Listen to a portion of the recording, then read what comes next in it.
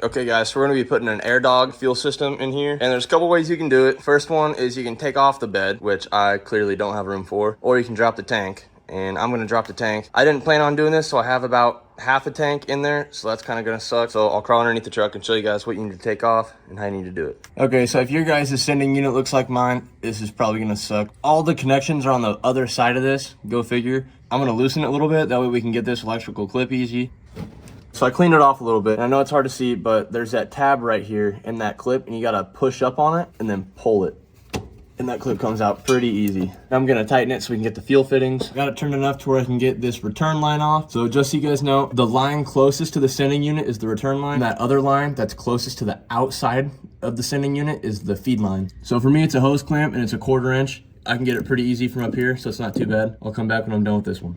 I'm having trouble getting these hoses off, but there is plenty of slack from the hoses all the way down here. So I'm just gonna drop the tank, and to do that, there's 2 bolts. There's one right there for that strap, and there's the other one for the other strap. Both these nuts are 9/16. I definitely recommend you drain the tank because this thing is heavy, and I'm at like 3/8 of a tank, so it's not even halfway full. But if you are like me and the truck ain't drivable and you can't use your fuel, and I don't have a siphon, I gotta drop the tank with fuel in it still. All right, on this side there's a nut on top, it's spinning. Oh.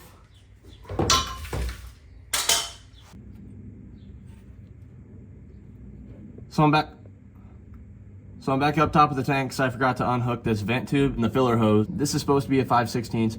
Mine was so tight, I used vice grips to take it out. Okay, so to get the filler neck off, I took this hose clamp off, and I'm just taking some channel locks. All right, now it should be ready to come out.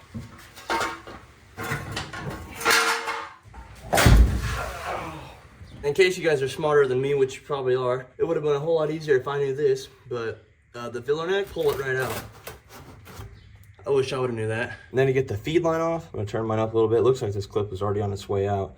Just pull up on this clip, and it broke, cool. But then it just slides right off. And I'm really not too sure how this comes off, so I'm just gonna pull it off like that. Looks like that's what you're supposed to do. Okay guys, well that's probably gonna be it for this video. The air dog hasn't even came in yet, but when the air dog does come in, I'll send out a part 2 to this series. We'll get that air dog at least plumbed up to the P-pump. Catch you guys on the next one.